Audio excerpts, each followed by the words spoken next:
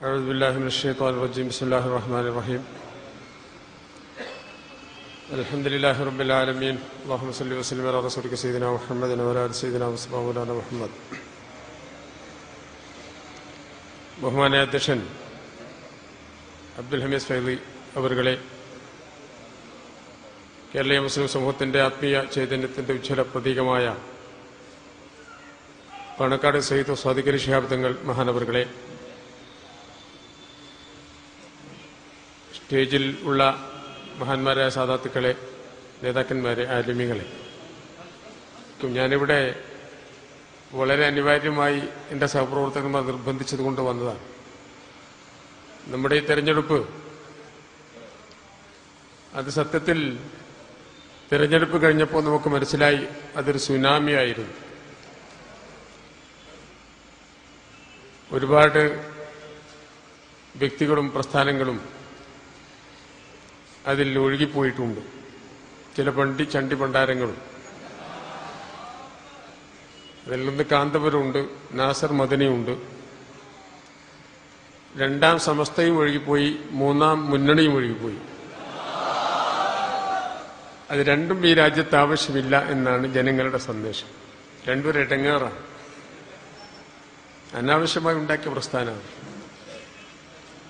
ആവശ്യമില്ലാത്ത ഉണ്ടാക്കിയ പ്രസ്ഥാനം. ഇനി ഒരു ചാൻസ് ഉള്ളത് ഈ മൂന്നാം മുന്നണിയുടെ തകർച്ചയുടെ വെളിച്ചത്തിൽ കാന്തപുരത്തിനും പിണറായിക്കും കൂടി ഒരു മുന്നണി ഉണ്ടാക്കാം, അല്ലേ? സമസ്തക്കുള്ള ഇടതുപക്ഷ ഏകോപന ജമിയത്തുൽ മാലിമി അല്ലെങ്കിൽ ഉലമ എന്നൊരു ചാൻസ് ഉണ്ട്. കാന്തപുരത്തിനെ പോളിറ്റ് ബ്യൂറോയിലും എടുക്കാം, പിണറായിയെ മുഷാവറയിലും എടുക്കാം. കാന്തപുരത്തിന് പോളിറ്റ് ബ്യൂറോയിൽ എടുക്കാമെന്ന് ഞാൻ പറയുന്നത് തമാശയല്ല. ഈയിടെ മന്ത്രി സുധാകരൻ പ്രസംഗിച്ചത്, യേശു ക്രിസ്തു ഇപ്പോൾ ഉണ്ടെങ്കിൽ അദ്ദേഹത്തെ ഞങ്ങൾ പോളിറ്റ് ബ്യൂറോ മെമ്പറാക്കും. എന്നാലും ജനറൽ സെക്രട്ടറി ആക്കൂല കേട്ടോ, പോളിറ്റ് ബ്യൂറോ മെമ്പറാക്കും. അപ്പൊ ഇനി കാന്തപുരത്തിന്റെ പാർട്ടിക്ക് അത് മാത്രമേ ലക്ഷ്യമുള്ളൂ. കാന്തപുരത്തിന്റെ പ്രസ്ഥാനം എന്തിനു വേണ്ടിയാണോ ഉണ്ടാക്കിയത് ആ ലക്ഷ്യങ്ങളെല്ലാം ഇതിനു മുമ്പ് തന്നെ തകർന്നടിച്ചിട്ടുണ്ട്, ഒന്നും ബാക്കിയില്ല. എന്തിനു വേണ്ടിയാണ് അവർ സമസ്ത ഉണ്ടാക്കിയത് എന്ന കാര്യത്തിൽ ചില ന്യായങ്ങളൊക്കെ അവർ പറഞ്ഞിരുന്നു. കാലചക്രത്തിന്റെ കറക്കത്തിൽ 20 വർഷത്തെ നമ്മുടെ പ്രയാണത്തിൽ അതെല്ലാം നഷ്ടപ്പെട്ടിട്ടുണ്ട്. ഒന്നുപോലും അവരുടെ കയ്യിലില്ല. ഉണ്ട് എന്ന് വാദിച്ചാൽ അത് മുഴുവനും തകർന്നു പോയിട്ടുണ്ട് എന്ന രേഖകൾ വെച്ചുകൊണ്ട് അത് മുഴുവനും തകർന്നു പോയിട്ടുണ്ട് എന്ന് ബോധ്യപ്പെടുത്താൻ ഞങ്ങൾക്ക് കഴിയും. അതിന് അവരുടെ കൂടെ നേരിട്ടൊരു വേദിയിൽ ഏറ്റുമുട്ടാൻ പോലും നമ്മൾ തയ്യാറാണ്. ഉണ്ടെങ്കിൽ ഖമറുൽ ഉലമയും ഷംസുൽ ഉലമയും അടക്കം വന്നോട്ടെ, പല അവരുടെ എന്താണ് താജുൽ ഉലമയും അടക്കം വന്നോട്ടെ.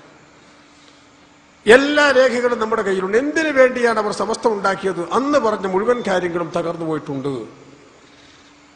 ആ പഴയ രേഖകളൊന്നും ഞാൻ നശിപ്പിച്ചിട്ടില്ല. ആവശ്യമുള്ള സമയത്ത് എടുക്കാൻ ഒക്കെ സ്റ്റോക്ക് ചെയ്തിട്ടുണ്ട്. പിന്നെ ആകെ ഉള്ളത് ലീഗിനെ നശിപ്പിക്കുക എന്ന ഒരു മിനിമം പരിപാടി മാത്രമാണ് ബാക്കിയുള്ളത്. ഈ തെരഞ്ഞെടുപ്പോടുകൂടി അതും അസ്തമിച്ച് കഴിഞ്ഞിരിക്കുന്നു. അതുകൊണ്ട് പിരിച്ചുവിടാൻ സമയമായിരിക്കുന്നു. കാന്തപുരത്തിന്റെ ആളുകൾക്ക് പിരിച്ചുവിടാൻ സമയമായിരിക്കുന്നു. ഈ തെരഞ്ഞെടുപ്പിന്റെ സന്ദേശം ഉൾക്കൊള്ളാൻ കഴിയാത്തവർ പണ്ഡിതന്മാരാണ്. പണ്ഡിതന്മാർ പെട്ട മനുഷ്യരാണ്. മനുഷ്യരെ പറ്റി അള്ളാഹു പറയുന്നതാണ്, ബുദ്ധിയുള്ളവർ ചിന്തിക്കാൻ ബാധ്യസ്ഥരാണ്. ബുദ്ധി അള്ളാഹു കൊടുത്ത് ചിന്തിക്കാനാണ്. ഈ തെരഞ്ഞെടുപ്പിന്റെ സന്ദേശം എന്താണ്? ഈ തെരഞ്ഞെടുപ്പിന്റെ സന്ദേശം മഹാനായ തങ്ങളുടെ ഉദ്ഘാടന പ്രസംഗത്തിൽ വളരെ ഷോർട്ടായി ഇവിടെ പറഞ്ഞല്ലോ, വളരെ ഉന്നതമാണ് ഈ തെരഞ്ഞെടുപ്പിന്റെ സന്ദേശം. ഈ തെരഞ്ഞെടുപ്പിൽ നമുക്കുണ്ടായ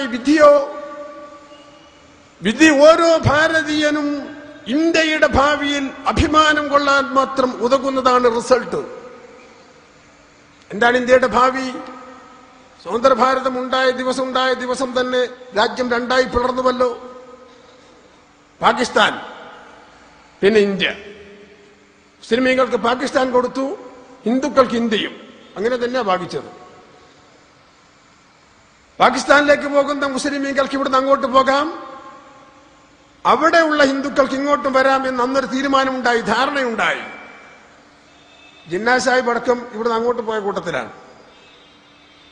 അഡ്വാനിയൊക്കെ അവിടുന്ന് ഇങ്ങോട്ട് വന്ന കൂട്ടത്തിലാണ്. ആ ഇടങ്ങേറിഞ്ഞ് വരാണ്ടായിരുന്നു ആ മുസീബത്ത്, അവിടെ തന്നെ നന്നാവുകയും അതിവിടെ വന്നു.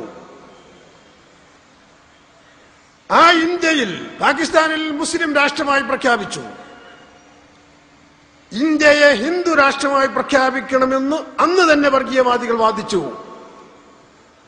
പക്ഷെ രാഷ്ട്രത്തിന്റെ ശില്പികൾ ഇന്ത്യൻ നാഷണൽ കോൺഗ്രസിന്റെ നേതൃത്വത്തിൽ ആ വാദത്തെ വലിച്ചെറിഞ്ഞു. മഹാത്മാഗാന്ധിജി അടക്കമുള്ള ദേശീയ നേതാക്കന്മാർ ഇന്ത്യയെ ഒരു മതേതര ജനാധിപത്യ രാജ്യമാക്കി. ആ ഇന്ത്യ ഇന്ന് ലോകത്തുള്ള ഏറ്റവും വലിയ ജനാധിപത്യ മതേതര രാജ്യമാണ്. ലോകത്തിന് മാതൃകയാണ്. നമ്മുടെ ഭരണഘടനയടക്കം ലോകത്തിന് മാതൃകയാണ്. എന്താണ് ഇന്ത്യ? ലോകം വിസ്മയത്തോടെയാണ് ഇന്ത്യയെ നോക്കിക്കാണുന്നത്.